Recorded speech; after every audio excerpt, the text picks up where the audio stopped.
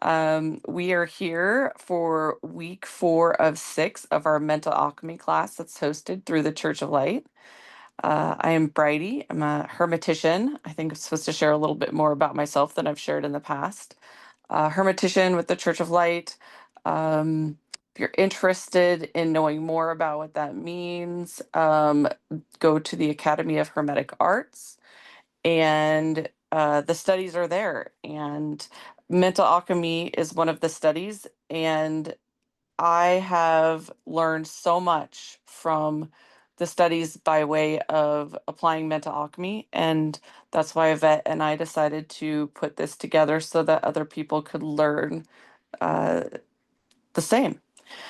Brady is an avatar for me, and Yvette, do you want anything else for me to say as we move forward?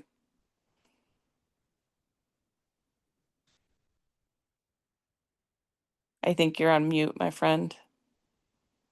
Oh, okay, I was just gonna say, you said you've been with the Church of Light for what, 5 to 6 years? Oh, since 2018, I think. Okay, yeah. And I think I first ordered the books even before that. Ah, So, yeah. okay. Um, but there are a number of people here who have been here for 50 years. So I'm just a baby when it comes to this. It's just, this is one of the areas that I dove into and that I really enjoy. And so we can, I think, get started. All right, great. Right. Okay. So, let's see here. Yep, I am going in the right direction. Okay, so uh, I'm going to do a little bit of review of the previous classes, but not much. And usually, when we get into these classes, I say sit back, relax, find a place where you can breathe and enjoy the session. Nothing to do other than to be here. And I am going to say in this class, definitely find yourself in a comfortable position. Find a drink to have during the class. It's a hour and a half class. Um, and be here now, letting everything from before here be before here. Let it just softly go away and take everything that needs to be done in the future or might come in the future and just let that be in the future. In this class, we're going to be a little bit more active than we've been in the past. If you have a moment and you don't have a pencil and a piece of paper around, please find one, something to write with. You could even use your keyboard and your computer if you need to, but find somewhere where you can keep a journal of thoughts that come along as we move through. Today's going to be more active in really paying attention to the things pertaining to the mind, and specifically the thoughts in your mind, since our actions are all determined by what we think and feel and how we react to that. So, we're going to dive into that today a little bit, and it'll be helpful for you to have something to write with. Also, if you have your chart report, hopefully most of you do, having a copy of your chart report in front of you so you can go and take a look at that as we go through and really dive into specifically your mental alchemy, um, your mental actions, your mental activity, and then we'll start heading down the road of, okay, well, what is mental alchemy? Here we're talking about changing one thing into another by a series of processes is alchemy. And of course, we're going to apply that to the mind. What we need to remember is that as we take the thoughts of the minds and we transmute them and we cause change, we do it through attention and conscious awareness. And we'll go into that a little bit more. We also have to have an intention. What is our goal? What is our purpose?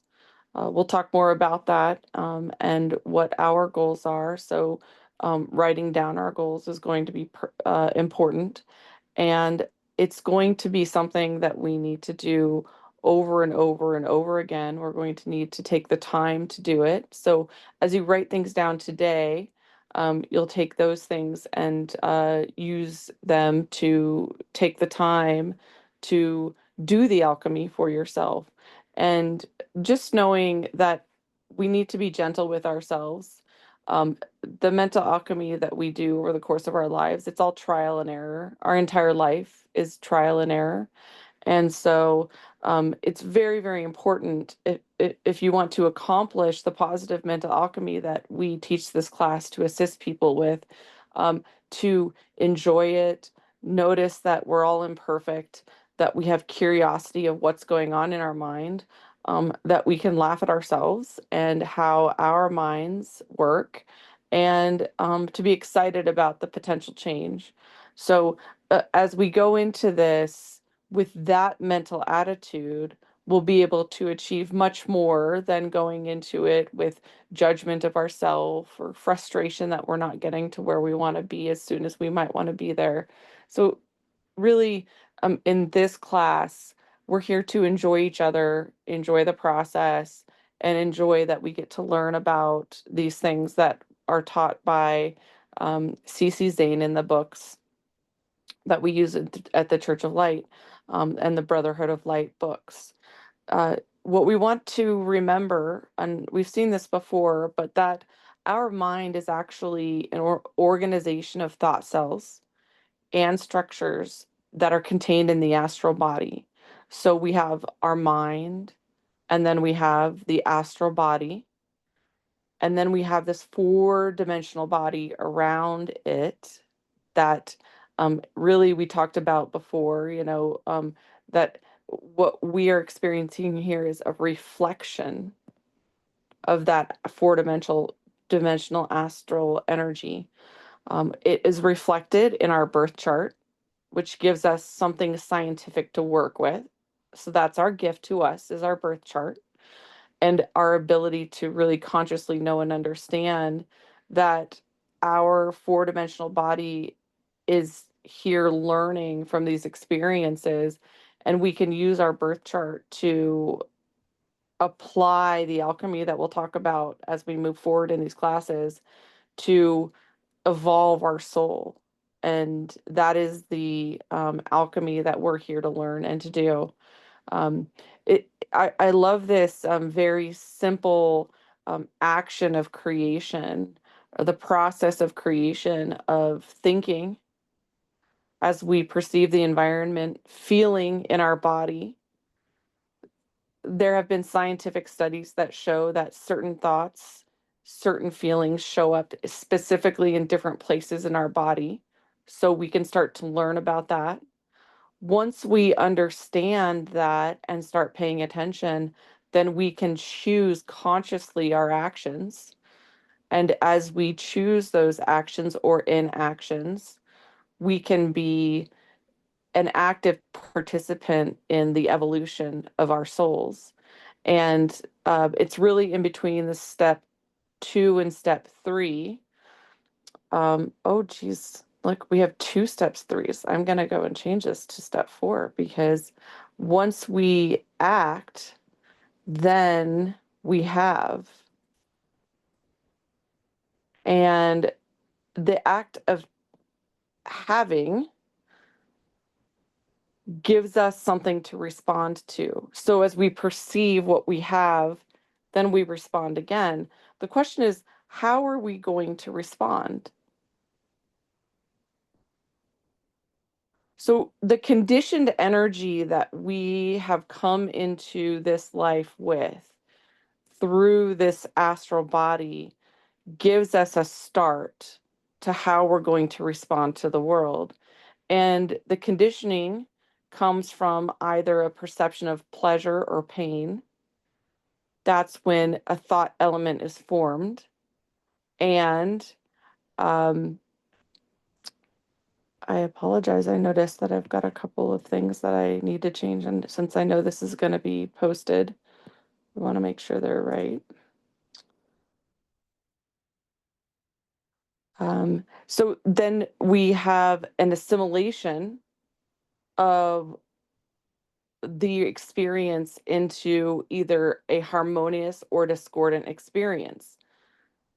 That experience then takes us into our next process of think, feel, act, have.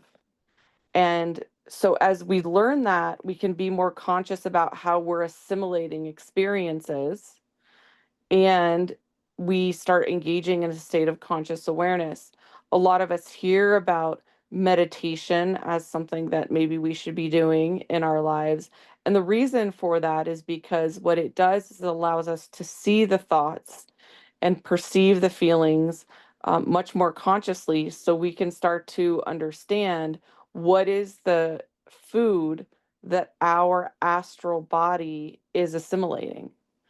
So every time we have an experience, it's an experience that's turned into conditioning that then evolves our astral body. And we build it over and over and over again, piece by piece, as we assimilate these pieces of experience into our evolving soul's body. So, where do we start when it comes to our process of understanding consciously our experiences? It's a very simple process, but not an easy process, because we, generally speaking, humans go through our lives unconscious of the energies that are forming our lives and acting unconsciously in response to those. And when we experience feelings of suffering or challenge or difficulty or hardship, that is a piece of evidence of discordance in our soul's four-dimensional body. And so as we experience that suffering, the challenge or difficulty or hardship, we can start taking note of that. It's much easier because our minds move so quickly. They let go of these things unless we capture them. The best way to capture them is to write them down. So what we don't want to worry too much about are our joyful experiences, right? Those are the experiences that we want to continue to perpetuate. And so noticing them and saying, oh, that was a joyful experience. Wonderful.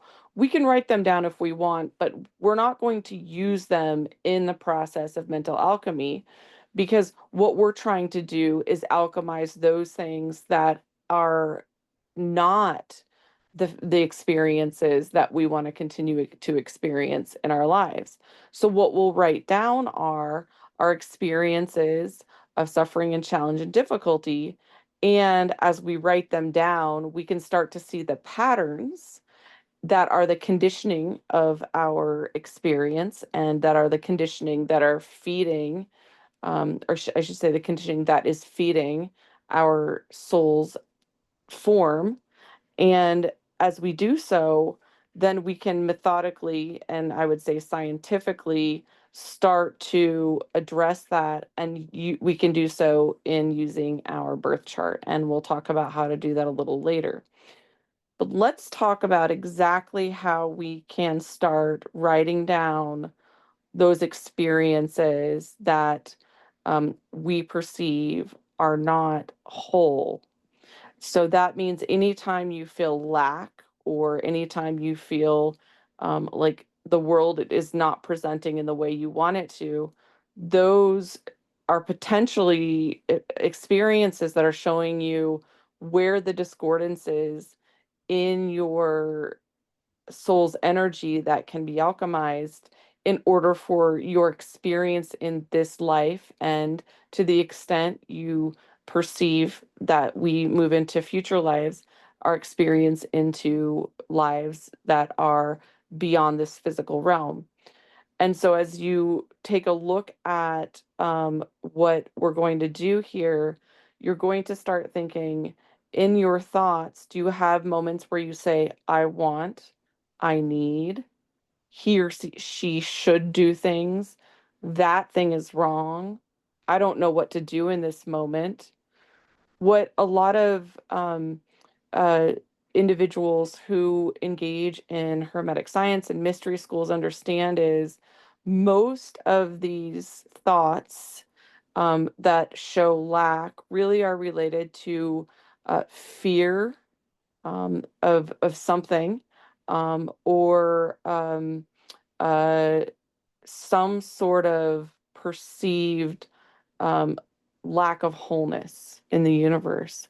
And as we perceive that lack of wholeness, we can see exactly where our soul can be alchemized.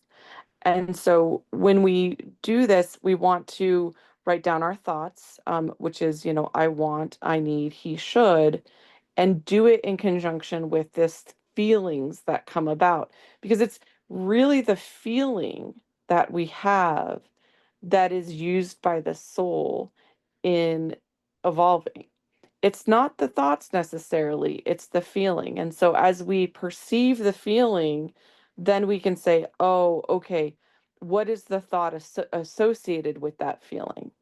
And that's how the mental alchemy works is each thought generates the feeling.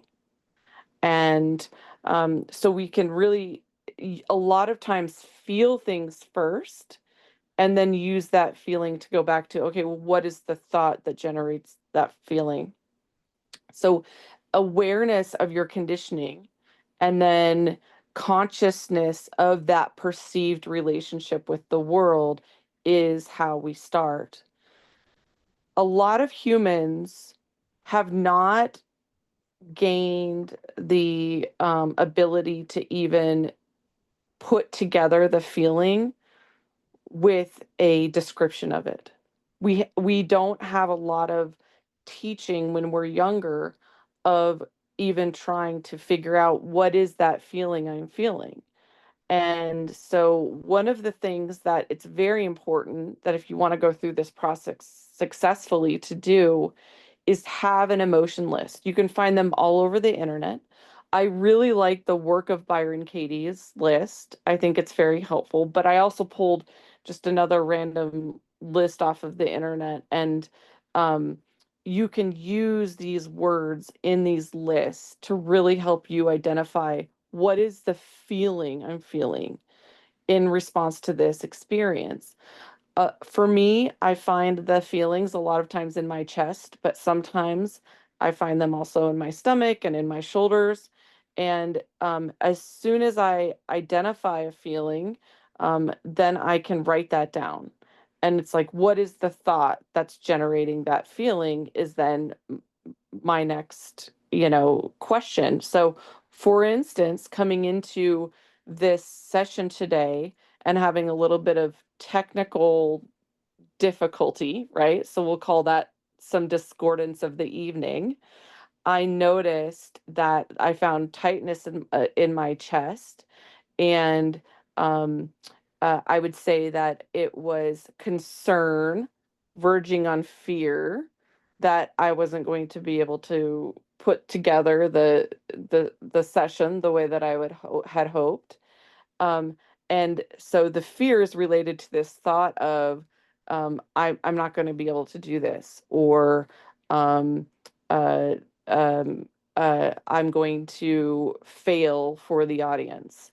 There are different thoughts that I can notice, and I would say there's probably a number of thoughts that I noticed that went along with a handful of feelings that was happening as I was trying to put together this session for you in the beginning. Now, as we move into our writing, there are some worksheets from the work of Byron Katie. And of course, Byron Katie and the work of Byron Katie is not related to the Church of Light in any way. They're also not discordant with one another. And I know a handful of us practitioners have been able to use these worksheets to write down our thoughts. And if you want to learn the work of Byron Katie. That's something outside of the Church of Light teachings. What I think is beautiful is that we can use these worksheets to help us in the process. So I wanted to give you this as a tool. And what you can see here is that the process of writing it down is very helpful in the way that it's presented. I really like the way that it says, I complain about, and then you put the object because, and then you put the reason. The reason that I like these, the way that they're written, is because it helps us identify, and you'll see later on, those departments of life that we are going to be looking at in our birth charts. So, we're talking about what's the object, right? So that's going to be somewhere in a department of life, and it's because, and that might be in the same place in the department of life, or it may be somewhere else. So you'll see where that is. Um, I like this the third to the sheet to the right, which is a little bit more in depth because it talks about he should, she should, I need, etc. And the first statement says I am, and then it gives you the place to put your emotion. So I am, put your emotion, with, put your object, because, and then the reason. And I like that the best because it gives me a place to put my emotion, the object of my emotion, and also exactly what it is I'm frustrated or emotional about. So my suggestion is, if everybody's got the piece of paper, as we're going through this, you can, come up with anything even related to this program. You can say, you know, I am annoyed with Bridie's program because the colors are not what I would use. You know, whatever it is that you can think of that is bringing you any sort of discordance in your life, you can start using to use mental alchemy. My suggestion when we are doing this mental alchemy is that we all start with mental alchemy processes that address things that are not as discordant as maybe others might be. So if we're going to say discordance level of like um, 1 is not discordant and 10 is very discordant, start with a 1 or 2 or 3 in the process, because some of us may have experienced really traumatic things that we want to work with, but like any chemistry project, you want to start with the easy ones, right? You want to mix like, you know, salt and, something else that's not going to start a fire, right? So what we want to realize is that we are doing a form of chemistry here. We're doing it with the mind. The mind is fragile. And as we do it, we want to start very easy so that we can really start understanding the compounds that we're working with and start practicing our way up to things that are more serious and more extreme in our lives.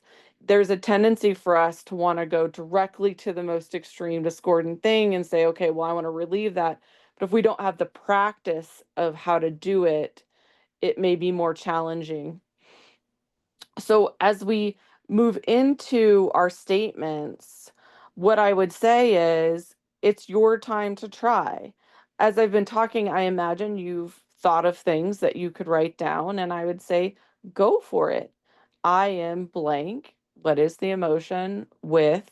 What is the object? It could be a person, it could be a thing an animal, um, an event, because, and just come up with your because. It doesn't have to take you a lot of time or a lot of thought. It really should just flow.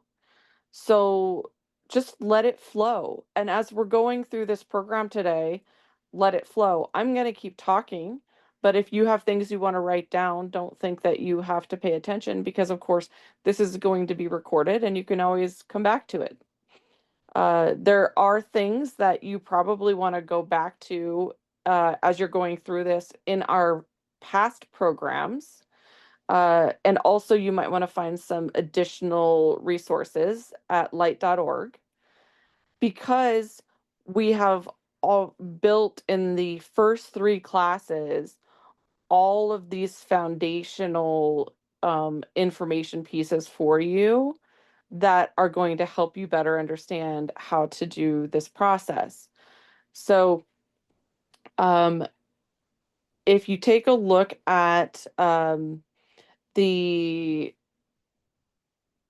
different pieces of departments of life that I've put here, we are going to start to be able to take these descriptions of the departments of life contained in the 12 houses, and we're going to start being able to take what we just wrote down in our statements, and we're going to be able to say, okay, what departments of life does that fit in? What types of things am I noticing? Am I talking about a physical body or appearance of myself? Am I talking about finances or talking about communications, fathers, domestic lives, romance, having fun, our work or our daily activities, our husbands, wives, partners, um, eh, and so on. So, what we have here are just bits and pieces of things we've already gone over in our classes related to the Department of Life. So, if you go to your own birth chart report, right? We're going to start taking a look at that and think about what you just wrote down and what house those things may fit into. So I put an example here of say the statement is I get frustrated with my boyfriend because he doesn't like it when I go out with my friends. And I went and I circled, okay, so we know one part of it relates to my boyfriend. That's the object. So I circled house 7, which is right here.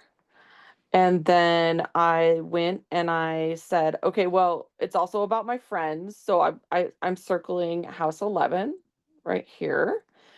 And then also um going out and having fun, entertainment. This is going to be the 5th house here. So again, this is just an example that I thought up of.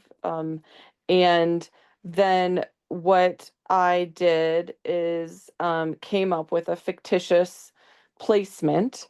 But you're not going to use fictitious placements. You're going to use your own birth chart report. So when you go and you circle these houses that relate to the object of your thought process, you're going to go and say, do you find planets in those houses in your birth chart? And if so, what planets? And just going and just circling the planets and saying, okay, I find planets here, I find planets here, I find planets here. And in this particular case, we're going to be looking at the sun, which is here in the 11th house. We're going to be looking at the moon here in the 7th house, and we're going to be looking at Mercury here in the 5th house. And so I just went and circled. And again, I suggest using a pencil, or you could, create in your journal a circle and put 12 houses and do it however you want. The reason I suggest a pencil is because if you are going to be spending a lot of time writing on your birth chart report, you might want to do it in pencil, but it's just my invitation. You can do it however you want. And then what we want to do once we've done a little bit of circling is go back and revisit what we've learned about the expression of planetary energies. I spoke about those energies, as did Yvette, and how they express in the signs of the zodiac. Because when you find the planets in your chart, each one is going to fall within a sign. And think of the planets as what's a good example? Say when you're working with a recipe, right? And say the recipe is a steak recipe. Um, and you have two steak recipes in front of you, and they're very different, right? Um, when you make the steaks, they're still going to be steaks. So if you have the sun in one sign, or if you have the sun in another sign, you're still going to have the sun. But what the signs of the zodiac do is they flavor the planets, so to speak. So what we're talking about is the expression of the planets is changed by how they are in the signs of the zodiac, and that's their flavoring. They still remain the planets, they just have a little bit of flavoring. And it is that flavoring that creates us, right? So as we look at our charts, especially, you know, our birth chart, that's the flavoring that we came into the world with as far as our astral energies are concerned. So when we start to think about the energies that are the thought families, so think of your soul, right? And you have these thought energies, and you have all of us have these different energies. We've got power and domestic and intellectual and social and aggressive, religious, safety, individualistic, utopian, and universal. They're all just differently placed and flavored, and they all come in different strengths for us, which is what causes us to be so uniquely different. And really, all of us unrepeatable because we're so uniquely different in the way that the planets are flavored and in the way that they are in relation to each other um, during the time of our birth. And so, what we want to remember is that the flavoring is reflected in this I am, I have, I think, I feel, I will, etc., in the different series or compartments that they end up being placed in. So, um, these are slides that I think you've seen before if you've taken our other classes. But just wanted to remind you that this is how they work together. And Yvette provided you with some of these charts that you can go fill in, just like it's filled in here. So if you look at Virgo in Venus, right? I analyze my social values. Those are ways in which um, our planets, like Venus, are flavored. So Venus here is flavored, right, with I analyze. It's important for all of us to know how our energies are flavored so that we can start seeing how that expression of our own energies shows up in the world. And that's not something, again, that we're going to revisit much today, but it is important for us to continue to go back to our charts and remember what it looks like in our own flavoring, because that's how we react to the world. And when we start our mental alchemy, it's going to be important to know that in order to really best match up the alchemy that we choose to do once we know how to do it. So then, if you start taking a look at not only, okay, how are planets flavored, right? Where are they located? But also, how are they interacting with other planets in the chart? And it's the aspects, we call them aspects, of course, in astrology, which turn into our compounds. And these are the compounds that we are looking at in our alchemical processes. So if you think about a chemist is sitting there with these compounds in front of them, and they're going to say, okay, look, I've got this compound and I want to change this compound, right? We don't want to change those compounds that are benefiting us. And so it's these compounds here that are the aspects that are in red that we generally look at when we're doing our alchemy. Might as well focus in the places that are discordant, right? If we're going to do it. But it's your process. It's your alchemy.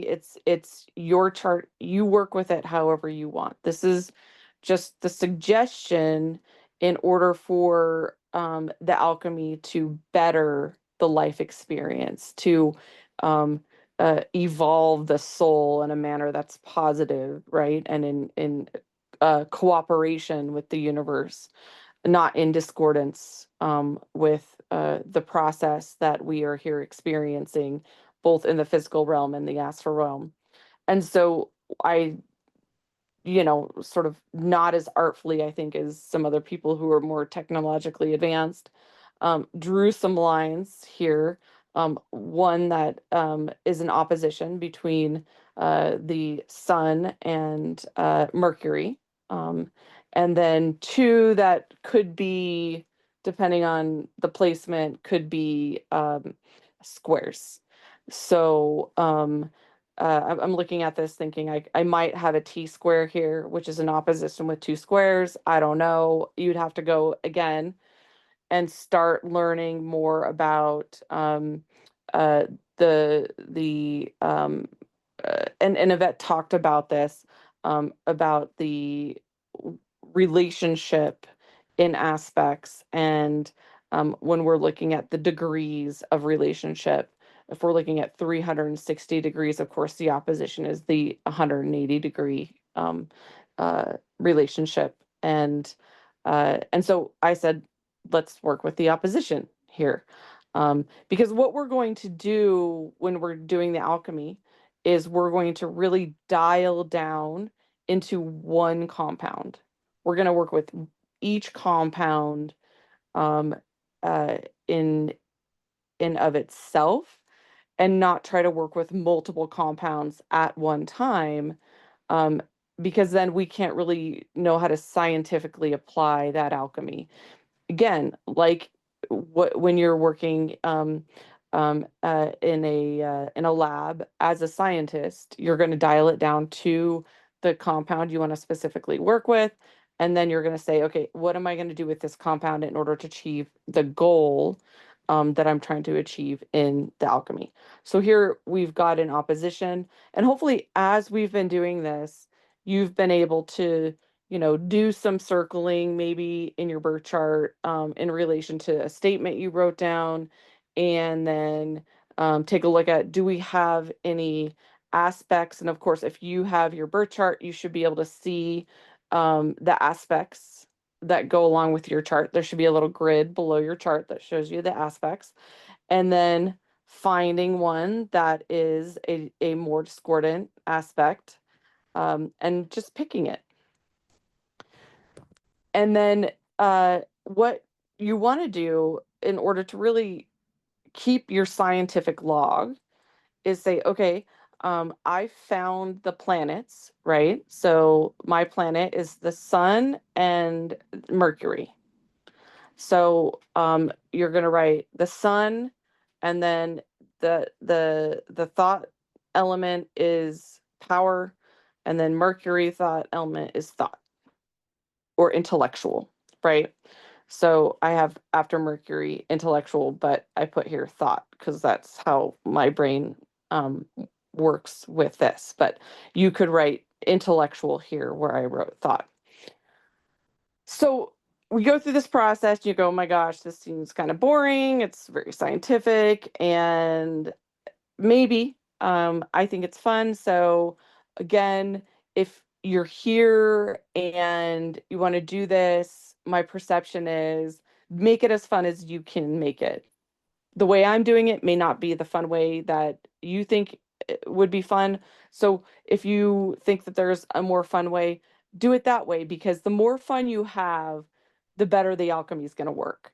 The most important thing is that we are going to start reconditioning what we find in order to make sure that the energy that's released in the experience attracts only fortunate events. That's the whole purpose and process as described by C.C. Zane. And so, how do we do mental alchemy? There's two ways to do it as described in the books. One is by conversion. So, for instance, you take um, uh, uh, a feeling that is a conditioned energy in relation to this experience that you're having, and you essentially it would be like applying heat to it, and adding in the one of the same elements. So in conversion, we're basically, for instance, if I'm taking thought or intellectual energies, and I'm in this compound of, sun with Mercury, I'm going to add in positive Mercury, right? Positive thought. That's conversion. That's not what we're doing here when we talk about mental antidotes. And today, I'm going to talk mainly for the rest of the time about mental antidotes and not conversion.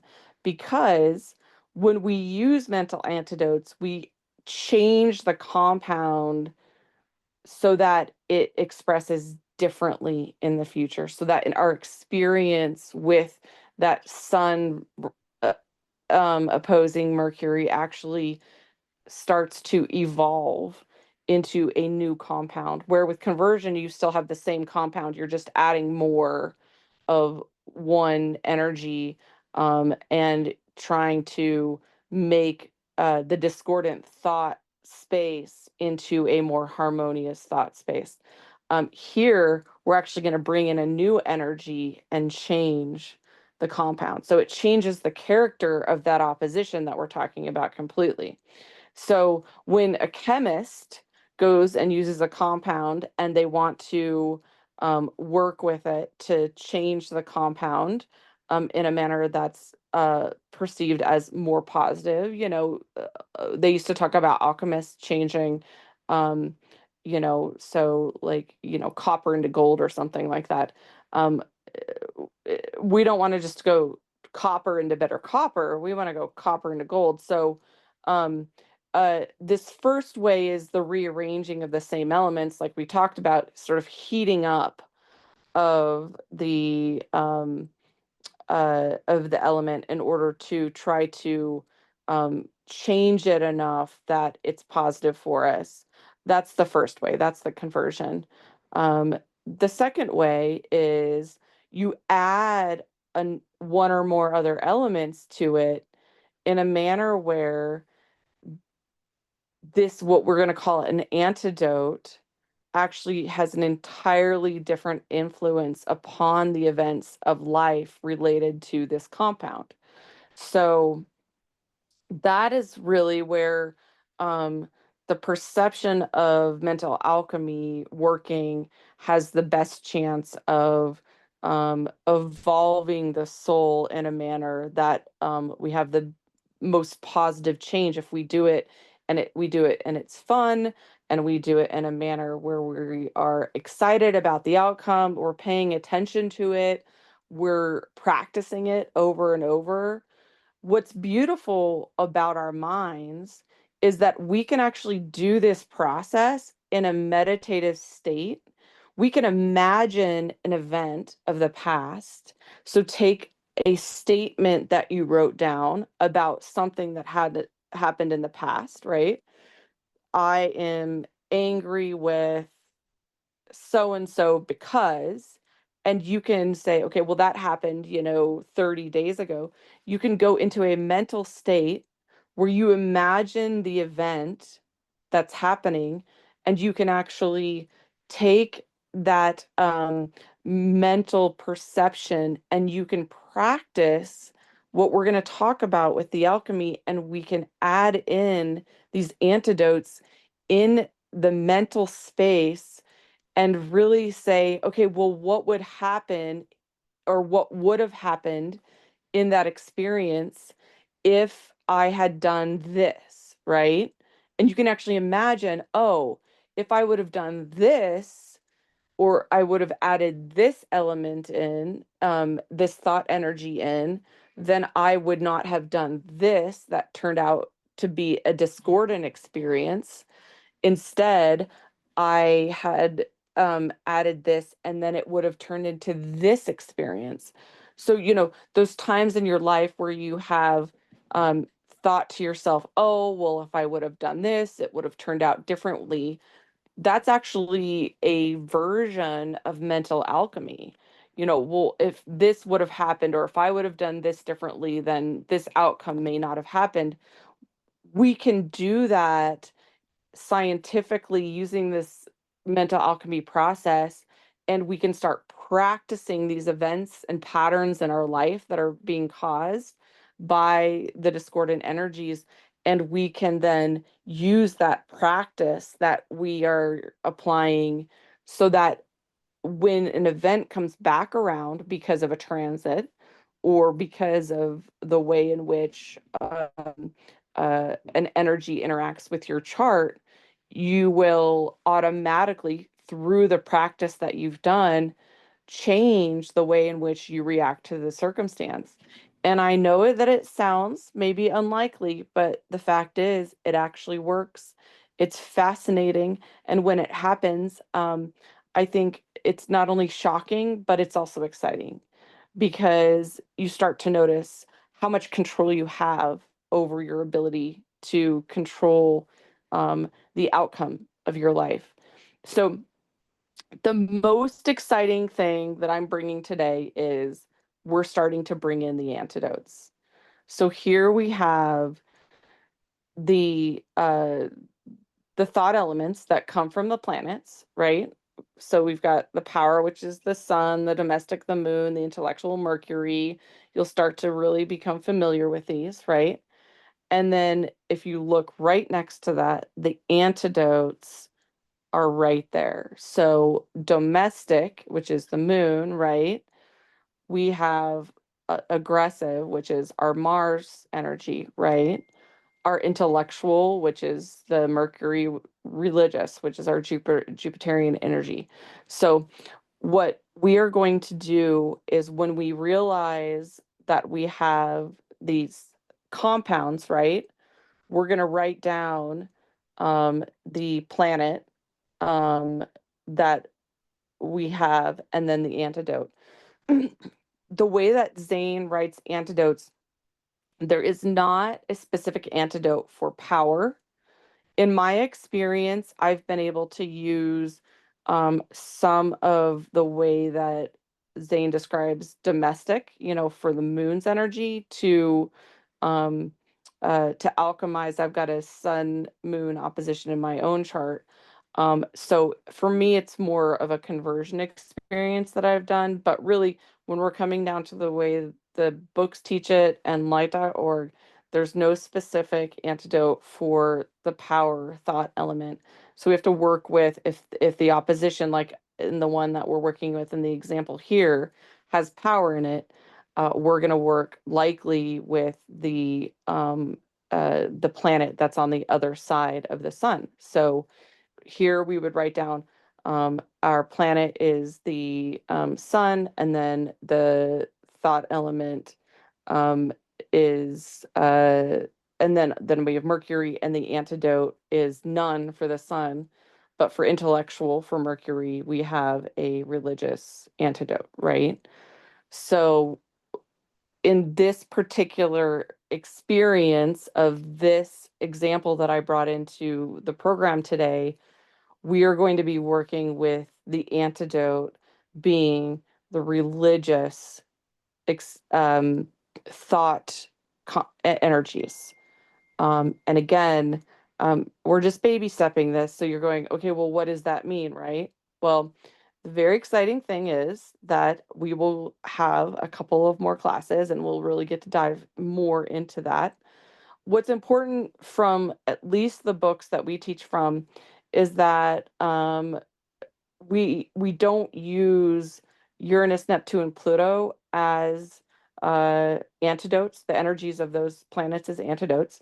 So for all of the different planets, we repeat a little bit the antidotes. And really that's because we're working with lower and higher octave energies. And if you want to know more about that, we can talk more. But it's just really important to have this list of what is the thought element and what is the antidote. So this page in particular, as you're starting, you probably want to write down these antidotes that are written down here 1 through 10. So I'm going to stay on here just a little bit longer in case you have been listening and not writing down and want to write it down.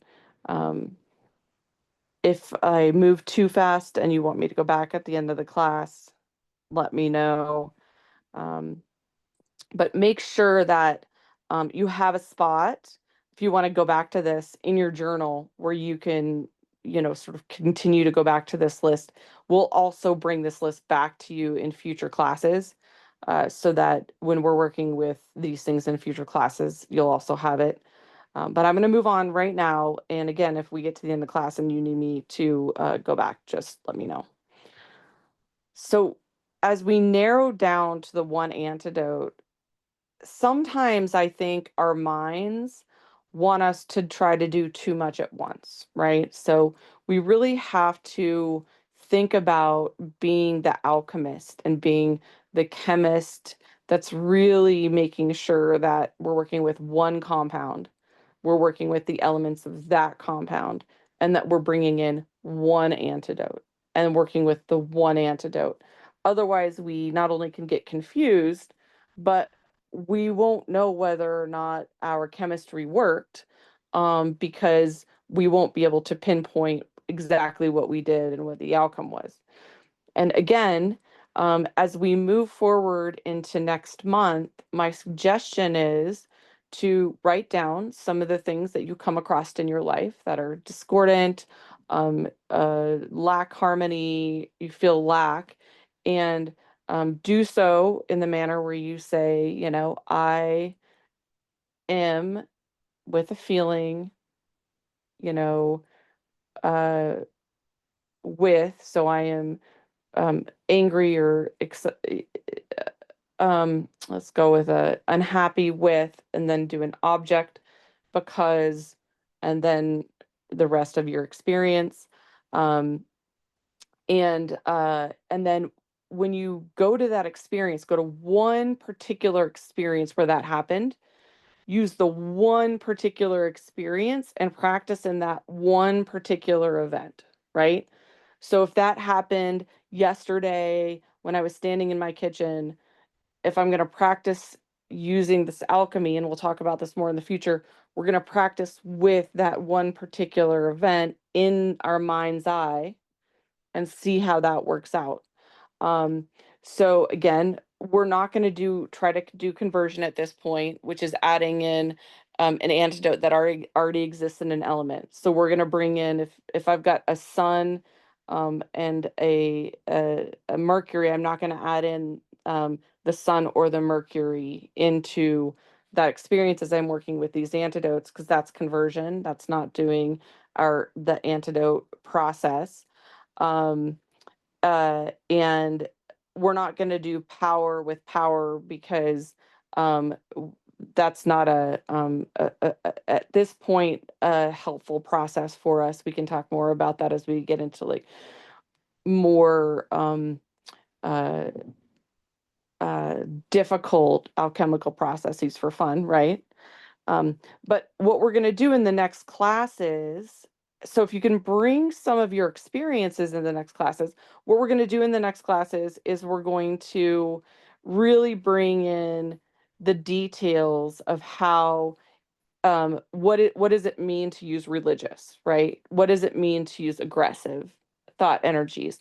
What does it mean to use these different types of thought energies in order to alchemize the energies that we describe as being antidotes um, for, and that is where we're going in the future. Um, Hopefully everybody got something written down so that they can practice and start looking at, okay, what do I want to alchemize in the future? And also that you're very, very excited for the next class. That's the whole point, that a vet is going to come in here the next time and you are going to be so excited for her that you're not going to be able to help yourself. So Yvette, I hope that I got the date right. My perception is that October 1st is the first Wednesday of next month, and that you're going to take it over from there. And I would say we could probably stop the recording and go with any questions. I'm not going to do a well, you know what? Actually, let's do a meditation. Does that work for you? Do we have time? Yeah. Yeah, yeah. We have time. I would Okay. like to do a meditation. That'd be nice. Okay. Sounds good. Okay. Well, so everybody can put your pencils down, your papers down into a nice and relaxing space for yourself. In these meditations, it's helpful to either lower your gaze or even close your eyes if that's comfortable for you. Hopefully, you're in a space that's somewhat quiet and allows you to have some peace so that you can pay attention to your breath.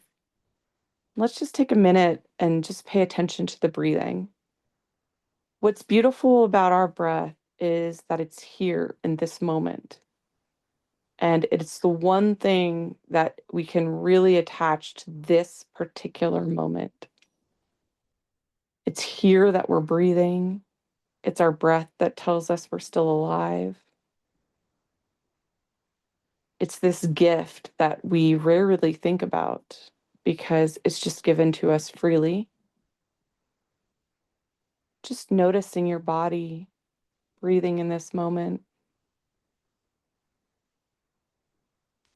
As we do our mental alchemy and we perceive events of discordance of the past, sometimes we feel stress. And I shouldn't say sometimes, I would say most of the time, if we go into events that we perceive have happened in the past, that we can write down and say, I was blank with blank because when we do that, we can go so far into that space that we forget that we are here in this moment, safe and peacefully breathing. And so, as you're doing mental alchemy, it's very helpful to remember who the alchemist is. The alchemist is this being that is here in this moment, breathing, alive. And notice, is there anything awry? Are you safe? Is the gravity holding you to the ground? Can you breathe? And can you be alive?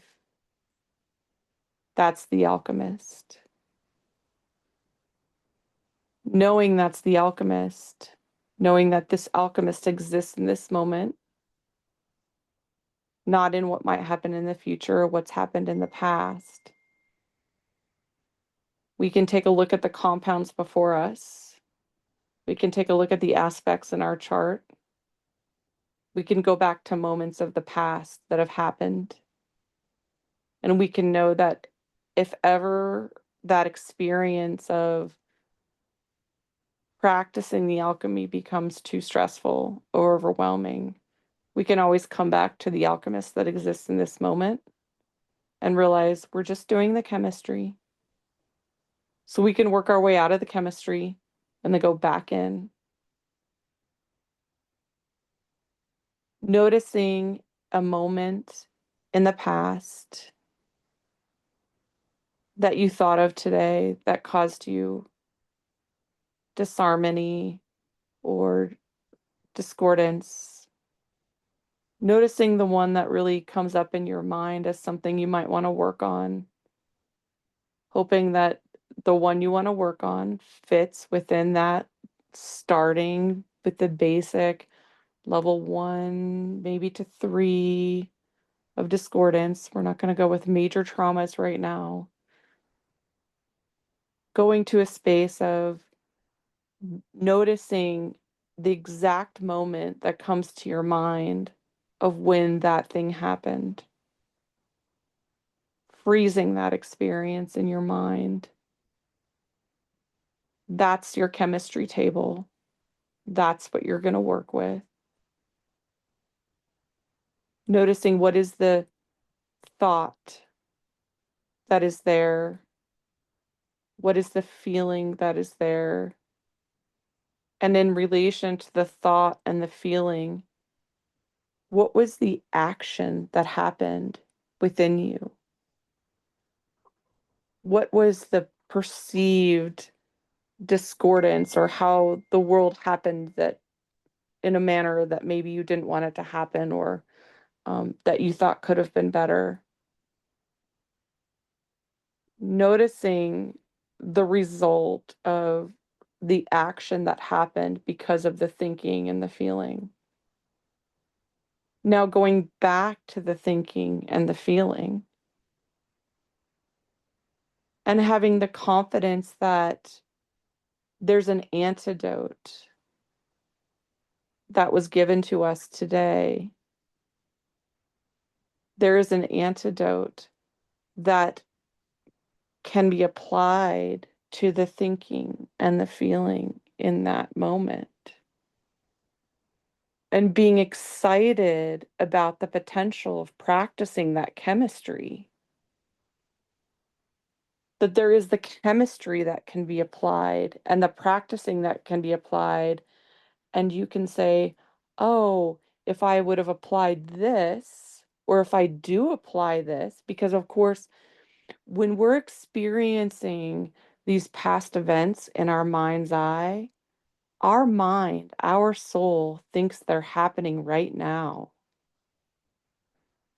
So that is how we can actually use these past events and we can evolve our soul by practicing in the mind's eye using these past events. And as our soul evolves in our practicing, it will change the way that it acts in the future in similar events. So getting excited about the beauty of the fact that the universe gave us this ability to perceive these past events, that we have been given this alchemy that we can apply in our mind's eye to these past events, and that we can practice this alchemy in our mind's eye in order to become better, more accustomed to the way these astral energies are going to affect us and do affect us as we move through the world. And we can use what we would call meditation, directed thinking, right? To practice this and then notice the difference in the way that the world reacts, just in perceiving how that event would go differently in applying right there the way that the antidote works on our chemistry table of that moment. Remembering that our mind is not going to be used to this, that it may want to wiggle out of the chemistry process, knowing that if we stick with it and we continue to practice it, it will get more and more excited about the way that it's evolving in the world and the way that it's evolving in the experience. And consciously, you'll get to notice the way that your soul is evolving just from the application of this alchemy. So I know this was just the beginning today, and hopefully you have some excitement that you can feel in this meditation. Coming back to your body, back from the event, back from that excitement, just breathing. Notice that that chemistry table of those events that you wrote down and that you'll continue to write down will always be there in those moments where you're sitting there thinking, I don't have anything to do, right? They'll always be there for you to practice in the moments of time that exist outside of the busy world around us. So maybe instead of going to TikTok or Twitter or scrolling or whatever we have gotten used to doing in the experience of this world with all the technology, we can take just the moments to go and just practice remembering those events of discordance and writing them down in our journal and getting excited about the alchemy that we can do with all of those little compounds that are now going to be sitting on our chemistry table. Coming back to our breath with that excitement, feeling that excitement in our chests and in our body, knowing that this class in class 4 is finally getting to why you're here, and knowing that in the next couple of classes, we are going to learn so much about ourselves and how we can be the alchemists for ourselves. And breathing into that, just taking a couple of breaths naturally, having gratitude for this life that remains here, evidenced in this moment by our breaths.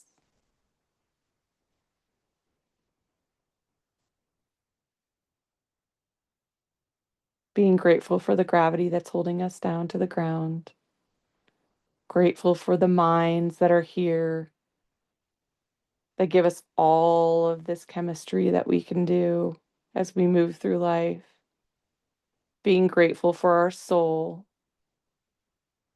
as it continues to evolve in our experience,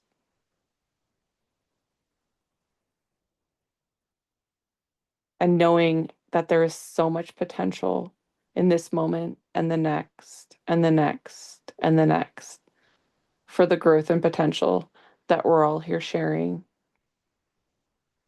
as we apply the mental alchemy of our lives. Now, as you continue to breathe, bringing your focus out of either your closed eye or a soft gaze back to the screen and back to our final moments together. Yvette, is there anything else that you want to share before maybe we turn off the recording and move into questions? Well, No. I say thank you all for being here. That's what I should say. Thank you.